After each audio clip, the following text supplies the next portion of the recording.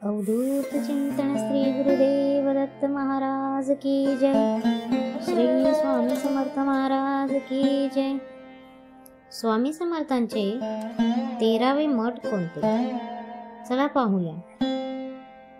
श्री स्वामी मंदिर मठ गोगाव,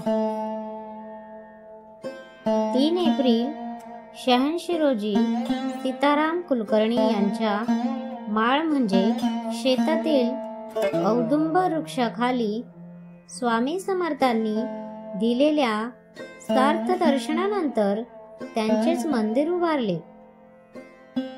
येथे गुरुपौर्णिमा, स्वामी जयंती, दत्त जयंती असे उत्सव सुरू असतात। हे एक खासगी पण जागृत मंदिर आहे। भाविकांना स्तोत्र वाटप केले जाते।